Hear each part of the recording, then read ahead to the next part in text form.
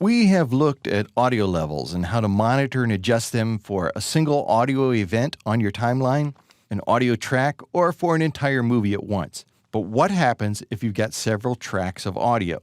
Say the audio track from your movie, a musical soundtrack, and narration. And you want to mix and even vary the levels of these audio tracks so that one track dominates, and for instance, the music will dominate except when the narration comes in. Then the music gets quiet while the narration is playing, and when the narration ends, we want our music to come back up again. To do this kind of a mix, we're going to use something called audio envelopes. Audio envelopes are applied to an entire track at once, and to demonstrate those, I'm going to select track number 2. This is the audio track that goes with the video that was shot. This is the live audio. And now that I've selected the track header, I will go to Insert, Audio Envelopes, and Volume, because that's the characteristic that I want to control. You see, when I've selected it, I now get a horizontal blue line that runs through the entire track, and I can raise and lower the audio levels for that entire track by raising and lowering that blue line. So if I drag that down all the way to the bottom, I have now silenced that audio track. But what about track number 4? That's my music track. Again, I want to be able to vary it. I want to be able to put it in an envelope so that I can have it go quiet when my narration comes in and then come back up again. Let's select that track header, and then we'll go to Insert, Audio Envelopes, Volume. Again, we get that heavy blue line. But instead of raising or lowering the entire blue line, I'm going to create keyframes. Keyframes are easily created simply by double-clicking on that heavy blue line. Double-click, there's a keyframe. Double-click, there's a keyframe, and I can use that to lower the volume for this segment. Put another keyframe at the end of my narration, another keyframe so I can bring the audio back up to its regular level. With the second narration, I'm just going to put down 4 keyframes, 2 at the beginning, 2 at the end. And then all I need to do is just grab that line in the middle, and I can drag that down.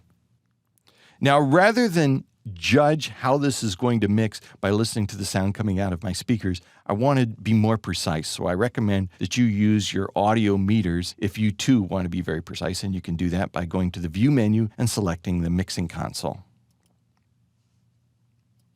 Now we can look at the individual audio tracks, and I'm most interested in audio track 4. I'm interested in watching how it plays.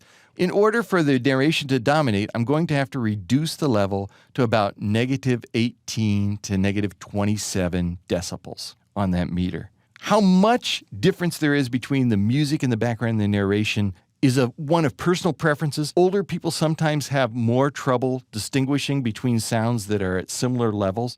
So if you're creating something for a wider audience, you may want to bring down that music more. For a younger audience, the music and the narration can be a little closer. But let's go ahead and play, and let's take a look at those VU meters and see how much we've reduced the audio on the music track, which is, again, track number 4, and see how it mixes together. So I press L to play. Watch the meters. I don't know why I'm so drawn to this beach when I need time to think. I guess it's because it's the perfect place for those times when solitude is both healing and toxic. So there you can see that when we have used these envelopes, we have reduced the audio wherever the narration appears down to about -27 decibels. That's a good mix. And you could hear it. It was subtle. It wasn't enough that we actually noticed the volume was dropping down in the music, and it allowed the narration to dominate.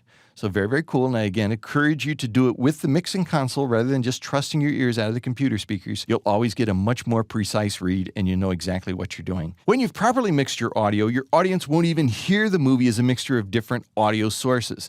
They'll only hear one audio, and that's the final mixed audio that you create. Using these keyframes and audio envelopes to set the levels for this mix, as well as using a precise tool like the audio mixer to monitor your results, this will ensure you have a smooth, natural mix of dialogue, ambient sound, music, and narration.